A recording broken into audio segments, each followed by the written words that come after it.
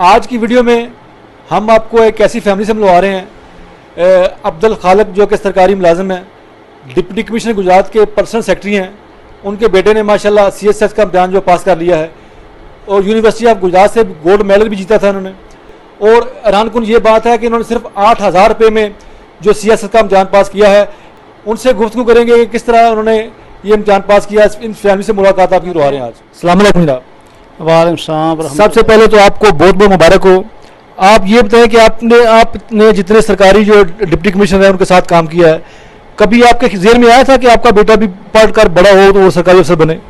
जी नहीं, ऐसी तो कोई बात नहीं। बहरहाल अल्लाह ताला से उम्मीद तो रखते हैं। जब हम ऑफिसर्स को देखते काम करने के लिए, मेरी भी ख्वाहिश थी कि शायद मेरा बेटा भी कामयाब हो और वो बतौर ऑफिसर काम करे।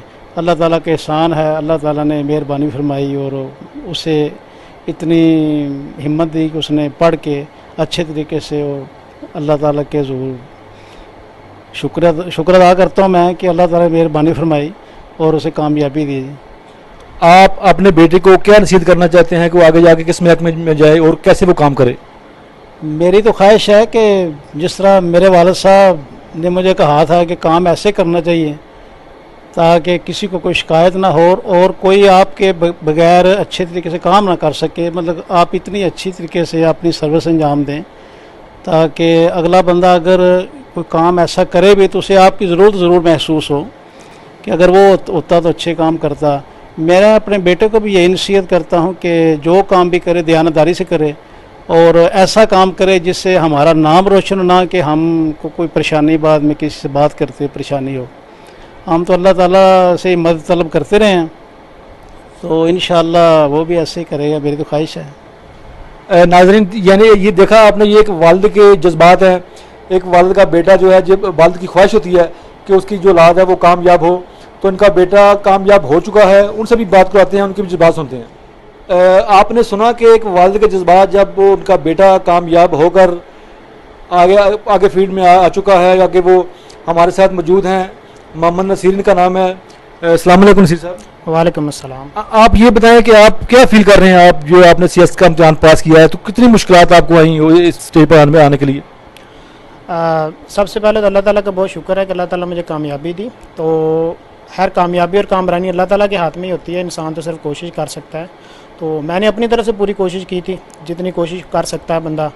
और बेसिकली इंसान के हाथ में होता ही सिर्फ कोशिश है। तो कोशिश सिर्फ मैंने की तो अल्लाह ताला ने कामयाबी अता कर दी। तो बेसिकली मेरा तो यही जो है, मैं यही कहूँगा कि अपनी तरफ से मैंने मैक्सिमम कोशिश की थी। अच्छा, आपका आगे फ्यूचर में क्या प्लान है? फ्यूचर में इंशाल्लाह जितनी मैं अपने मुल्क और कौम की खिदमत करना चाहता हूँ और इंशाल्लाह कोशिश करूँगा कि जो वो लोग जिनको आमतौर पे सरकारी महकमों से मसाइल का सामना करना पड़ता है उसको मैं दूर करने की कोशिश करूँ और अपनी तरफ से मैक्सिमम उनकी खिदमत कर सकूँ। क्योंकि एक सिविल सर्वेंट का मतलब ये होता है कि आम लोगों की खिदमत करना। तो बतौर सिविल सर्वेंट मैं यही कोशिश करूँगा कि आम लोगों की खिदमत बेहतर तरीके से। अच्छा, आपके वालिद जो हैं सरकारी मुलाजिम थे, आप उनके साथ आपने देखा भी होगा उनको मुख्तलिफ इदारों में काम करते हुए। कभी आपके ज़हन में आता था कि मैं भी इस तरह बड़ा अफसर बनूँगा? खैर अल्लाह ताला ने पहले शुरू से मुझे हिम्मत दी है, तो मैंने कभी अफसर बनने के लिए कोशिश नहीं की। मैंने सिर्फ हमेशा यही कोशिश की है कि लोगों की खिदमत के लिए कोशिश कर सकूं। तो मैं अगर जितना भी मैंने शुरू से जब नौकरी स्टार्ट की थी तब से लेकर अभी तक देखा जाए तो मैंने कभी मेरे अगर दोस्तों से बात करें या जो मेरे कोलीग्स थे तो कोई ये नहीं कहेगा कि मैंने कभी अफसर बनने की कोशिश की है। मेरा मकसद ये नहीं होता, तो लोगों की खिदमत था। तो इधर भी मेरा आने का मकसद भी यही था कि लोगों की अच्छे तरीके से खिदमत कर सकूँ और आम बंदों की खिदमत कर सकूं और अगर हो सके तो मुल्क की ज़रा बड़े लेवल पर जाकर खिदमत कर सकूं। बेसिकली आपकी कामयाबी के पीछे किसका हाथ है? सबसे पहले तो अल्लाह ताला का और उसके बाद मेरे माँ बाप की दुआएं हैं और इसके बाद जो है मैंने जो कोशिश की है। तो बेसिकली सबसे इम्पोर्टेंट अगर हाथ के तो सबसे पहले अल्लाह ताला की मदद की है, वालिदैन की दुआएं हैं और फिर मेरी कोशिश है जो मेरे। आपके वालिद ने जिस तरह इदारों में काम किया है, आप इनसे कुछ सीखा है आपने कि ये जिस तरह इन्होंने सादगी से अपना इतनी सर्विस कर दी है, आपने कोई ज़हन बनाया था कि अगर कोई अफसर बनूंगा तो कैसे काम करूंगा? हाँ जी, ऑनेस्टी सीखी है और हार्ड वर्क सीखा है। मेरे वालिद साहब जूनियर क्लर्क के तौर पर उन्होंने काम करना शुरू किया था, और अपनी बगैर किसी सिफारिश के, बगैर किसी मदद के, तो इन्होंने अब जो प्राइवेट सेक्रेटरी टू डीसी, तो इस पोजीशन पर तक पहुँचे, और ये पूरे डिस्ट्रिक्ट में एक ही पोजीशन होती है। तो इनका अपनी मेहनत के बलबूते पे इन्होंने सारा कुछ हासिल किया। तो मैं भी यही सीखा उनसे कि मेहनत और ऑनेस्टी ये इंसान को कामयाब करती है। अच्छा, ये बताएं कि जब आपको पता चला कि आप ये CS का इम्तिहान पास कर चुके हैं, तो आपकी क्या फीलिंग थी? आपने क्या घर वालों को कैसे बताया कि मैं पास हो गया हूँ? उस वक़्त सबसे पहले मैं बहुत शुक्रगुजार हुआ अल्लाह ताला का। अल्लाह ताला का शुक्र अदा किया, और शुक्राने के 2 नफल अदा किए। फिर वालिदैन को बताया, वो भी बहुत खुश हुए थे।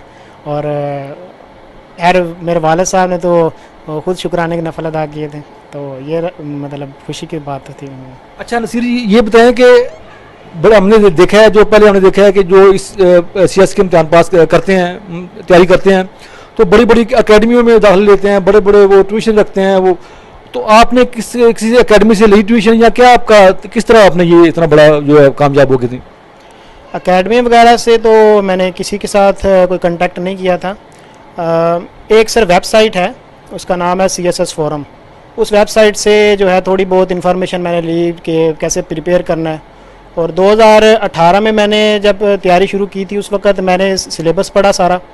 तो सिलेबस पढ़ने के बाद मैंने वो सब्जेक्ट सेलेक्ट किया जो कि मुझे जिसमें इंटरेस्ट था, जैसे पॉलिटिकल साइंस हो गया और कॉन्स्टिट्यूशनल लॉ हो गया। ज़ूलॉजी मैं खुद क्योंकि इसमें MPhil हूँ, तो ज़ूलॉजी में रखा। पाकिस्तान इंडिया हिस्ट्री हो गया, और पंजाबी था। इसमें मुझे क्योंकि इंटरेस्ट, उसका सिलेबस वगैरह पढ़ने में मुझे इंटरेस्ट महसूस हुआ, तो मैंने फिर ये सब्जेक्ट रखे। और इसके अलावा सोशल मीडिया में, फेसबुक वगैरह में जो आमतौर पर लोग अपने वक्त ज़ाया करते हैं उसका इस्तेमाल करके, लेकिन उसमें मैंने ऐसे ग्रुप्स वगैरह ज्वाइन किए जिसके अंदर वो हेल्पफुल मटेरियल एक दूसरे के साथ शेयर करते थे। तो वहाँ से मैंने मटेरियल हासिल किया। और इसके अलावा न्यूज़पेपर थे, उनमें वो न्यूज़पेपर भी मैं इकट्ठा करता था। उन न्यूज़पेपर के अंदर जो भी किसी भी टॉपिक के मतलब कोई जब कोई बात की जाती थी, तो उसको मैं एक हेडिंग के अंदर लिख लेता था, डाटा सारा कलेक्ट करता था।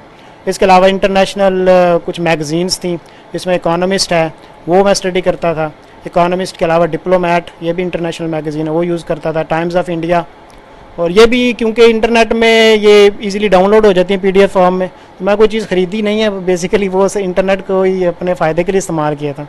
तो और डेली का, चाहे मैं शाम को 6 बजे फ़ारग हूँ, 7 बजे फ़ारग हूँ, मेरी ये रूटीन होती थी कि 4 या 5 घंटे कम से कम इसकी प्रेपरेशन करनी है। और मैं यही कहूँगा कि कोई शॉर्टकट नहीं है अकेडमी वगैरह किसी पे जाके। तो अकेडमी आपको बने बनाए नोट्स देती हैं, और जब रट्टा मारना है आपको, तो बेसिकली CSS एग्जामिनेशन आपका ओवरऑल नॉलेज चेक करता है, आपकी प्रेपरेशन चेक करता है। तो रट्टे से कम आप पास नहीं हो सकते। और दूसरी चीज़ ये कि इंग्लिश के अंदर अगर इम्प्रूवमेंट करनी है, तो वो इसका मैं तरीकाकार ये था कि GRE वर्ड्स होते हैं, उन वर्ड्स को मैं याद करना शुरू कर दिया। और फिर इंग्लिश ग्रामर जो थी उसके ऊपर मैंने काफ़ी जो है कोशिश की थी। और तीसरी चीज़ ये कि मैंने शेक्सपियर वगैरह का एक आध पढ़ा था। उसके अंदर उन्होंने उनके जो मैथडोलॉजी थी उनके लिखने की, शॉर्ट, सिंपल और छोटे फ़िक्रे, ये जो मैथडोलॉजी थी वो मैंने यूज़ की थी। अच्छा, लास्ट में ये बता दें कि आपने CS का जो जान पास किया है, तो इसमें टोटल खर्चा आपका कितना आया? क्योंकि इसमें तो लाखों रुपए लगते हैं लोगों के, कि आपका खर्चा कितना आया इसमें?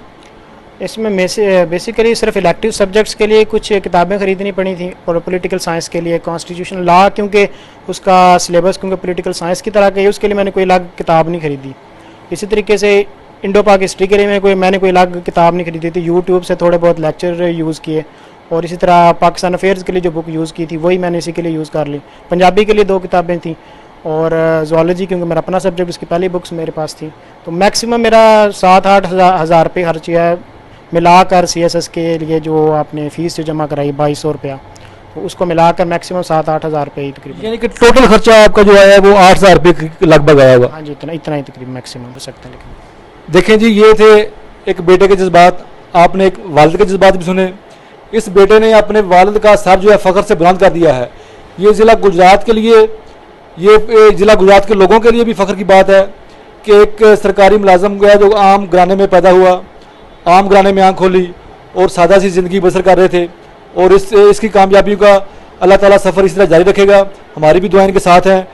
हमारी वीडियो को ज़्यादा शेयर करें ताकि ज़्यादातर लोगों तक पैगाम पहुँचे कि ये अगर आप में जज्बा है तो आप कुछ भी कर सकते हैं।